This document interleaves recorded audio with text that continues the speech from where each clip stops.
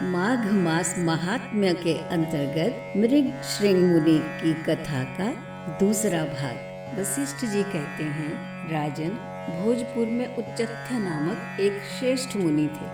उनके कमल के समान नेत्रों वाली एक कन्या थी जिसका नाम सुवृत्ता था।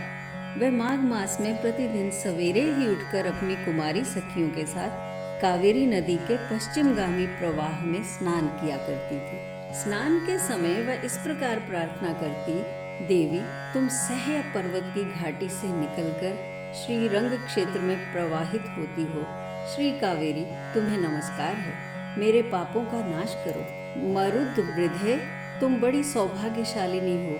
माघ मास में जो लोग तुम्हारे जल में स्नान करते हैं उनके बड़े बड़े पापों को हर लेती हो। माता, मुझे मंगल प्रदान करो।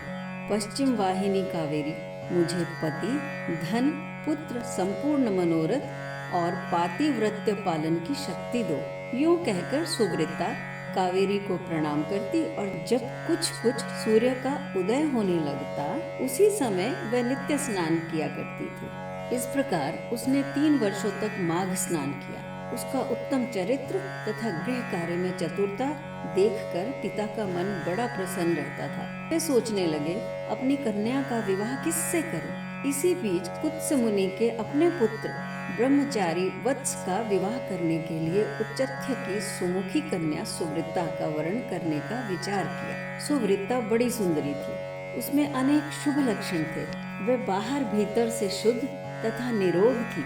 उस समय उसकी कहीं तुलना नहीं थी। वत्स मुनि ने उससे विवाह करने की अभिलाषा की। एक दिन सुवृत्ता अपनी 3 सखियों के साथ माघ स्नान करने के लिए अरुणोदय के समय कावेरी के तट पर आई। उसी समय एक भयानक जंगली हाथी पानी से निकला। उसे देखकर सुवृत्ता और उसकी सखियां भय से व्याकुल होकर भागी। हाथी भी बहुत दूर तक उनके पीछे पीछे गया। चारों कन्याएं वेग से दौड़ने के कारण हाँफने लगी और तिनकों से ढके हुए एक बहुत बड़े जल शून्य कुएं में गिर पड़ी।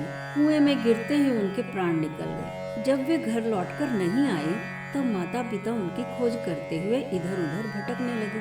उन्होंने वन वन में घूम घूम कर झाड़ी झाड़ी छान डाली।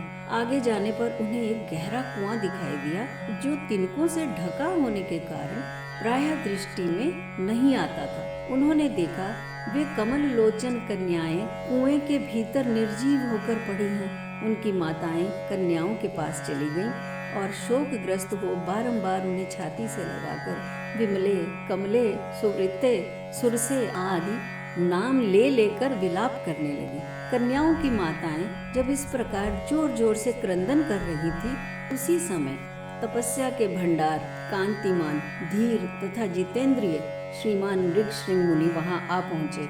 उन्होंने मन ही मन एक उपाय सोचा और सोचकर उन्हें आश्वासन देते हुए कहा, जब तक इन कमल नयनी कन्याओं को जीवित न कर दूं, तब तक आप लोग इनके सुंदर शरीर की रक्षा करो। यूं कहकर मुनि परम पावन कावेरी के तट पर गए और कंठ भर पानी में खड़े हो मुख एवं भुजाओं को ऊपर उठाए सूर्य देव की ओर देखते हुए मृत्यु देवता की स्तुति करने लगे। इसी बीच एक समय वही हाथी पानी के भीतर से उठा और उन ब्राह्मण मुनि को मारने के लिए सूंड उठाए बड़े वेग से उनके समीप आया। हाथी का क्रोध देखकर भी मुनिवर मृग श्रृंग जल में विचलित नहीं हुए, अपितु चित्र लिखित से चुपचाप वहां खड़े रहे। पास आने पर एक ही क्षण में उस गजराज का क्रोध चला गया। वह बिल्कुल शांत हो गया। उसने मुनि को सूंड से पकड़कर अपनी पीठ पर बिठा लिया। मुनि उसके भाव को समझ गए। उसके कंधे पर सुखपूर्वक बैठने से उन्हें बड़ा संतोष हुआ और जब समाप्त करके हाथ में जल ले, मैंने 8 दिनों के माघ स्नान का पुण्य तुम्हें दिया। यूं कहकर उन्होंने शीघ्र ही वह जल हाथी के मस्तक पर छोड़ दिया। इससे गजराज पाप रहित हो गया और मानो इस बात को स्वयं भी समझते हुए उसने प्रलयकालीन मेघ के समान बड़े जोर से गर्जना की। उसकी इस गर्जना से भी मुनि के मन में बड़ी प्रसन्नता हुई और इन्होंने कृपा पूर्वक उस गजराज की ओर देखकर उसके ऊपर अपना हाथ फेरा। मुनि के हाथ का स्पर्श होने से उसने हाथी का शरीर त्याग दिया और आकाश में देवता की भांति दिव्य रूप धारण किए दृष्टिगोचर हुआ। उस रूप में उसे देखकर मुनीश्वर को बड़ा विस्मय हुआ। तब दिव्य रूपधारी उस जीव ने कहा, मुनीश्वर, मैं कृतार्थ हो गया, क्योंकि आपने मुझे अत्यंत निंदित एवं पापमयी पशु योनि से मुक्त कर दिया। दयानिधि, अब मैं अपना सारा वृत्तांत बतलाता हूँ, सुनिए।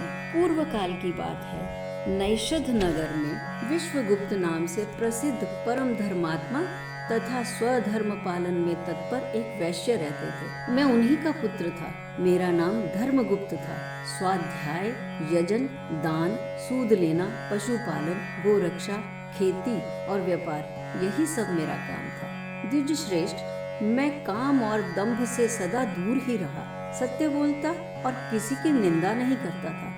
इंद्रियों को काबू में रखकर अपनी स्त्री से ही अनुराग करता था और पराई स्त्रियों के संपर्क से बचा रहता था। मुझ में राग, भय और क्रोध नहीं थे। लोभ और मत्सर को भी मैंने छोड़ रखा था। दान देता, यज्ञ करता, देवताओं के प्रति भक्ति रखता और गौओं तथा ब्राह्मणों के हित में संलग्न रहता था। सदा धर्म, अर्थ और काम का सेवन करता तथा व्यापार के काम में भी कभी किसी को धोखा नहीं देता था।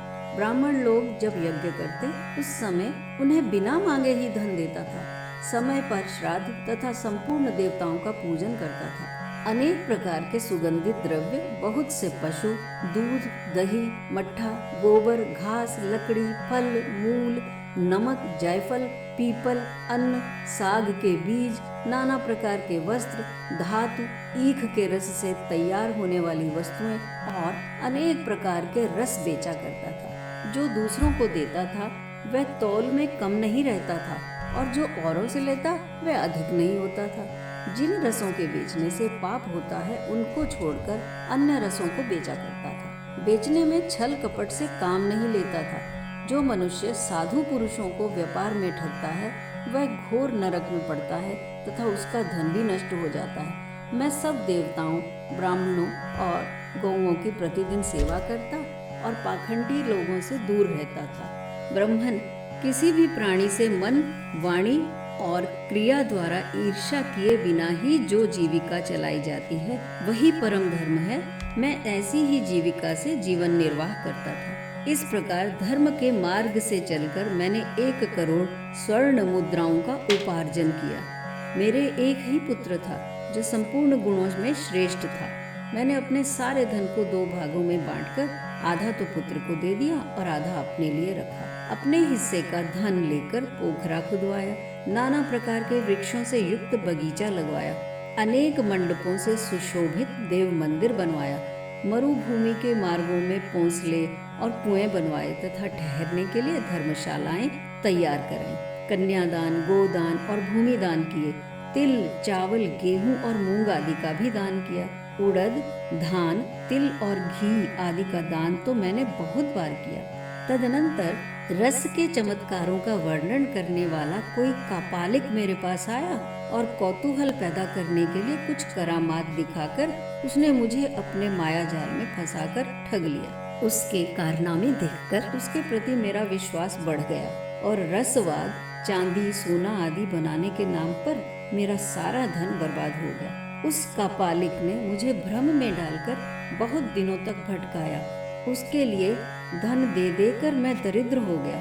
माघ का महीना आया और मैंने 10 दिनों तक सूर्योदय के समय महानदी में स्नान किया, किंतु बुढ़ापे के कारण उससे अधिक समय तक मैं स्नान का नियम चलाने में असमर्थ हो गया। इसी बीच में मेरा पुत्र देशांतर में चला गया। घोड़े मर गए, खेती नष्ट हो गई और बेटे ने वैश्य रख ली। फिर भी भाई बंधु ये सोचकर कि ये बेचारा बूढ़ा धर्मात्मा और पुण्यवान है, धर्म के ही उद्देश्य से मुझे कुछ सूखा अन्न और भात दे दिया करते थे। अब मैं अपना धर्म बेचकर कुटुंब का पालन पोषण करने लगा। केवल माघ स्नान के फल को नहीं बेच सका। एक दिन जिह्वा की लोलुपता के कारण दूसरे के घर पर खूब गले तक ठूंस कर मिठाई खा ली। उससे अजीर्ण हो गया। अजीर्ण से अतिसार की बीमारी हुई और उससे मेरी मृत्यु हो गई। केवल माघ स्नान के प्रभाव से मैं 1 मनवंतर तक स्वर्ग में देवराज इंद्र के पास रहा और पुण्य की समाप्ति हो जाने पर हाथी की योनि में उत्पन्न हुआ। जो लोग धर्म बेचते हैं वे हाथी ही होते हैं। विप्रवर, इस समय आपने हाथी की योनि से भी मेरा उद्धार कर दिया। मुझे स्वर्ग की प्राप्ति होने के लिए आपने पुण्य दान किया है। मुनीश्वर, मैं कृतार्थ हो गया, कृतार्थ हो गया, कृतार्थ हो गया। आपको नमस्कार है, नमस्कार है, नमस्कार है। यूं कहकर वो स्वर्ग को चला गया। सच है, सत्पुरुषों का संग उत्तम गति प्रदान करने वाला होता है। इस प्रकार महानुभाव मृगश्रृंग वैश्य को हाथी की योनि से मुक्त करके स्वयं गले तक पानी में खड़े हो सूर्यनंदन यमराज की स्तुति करने लगे।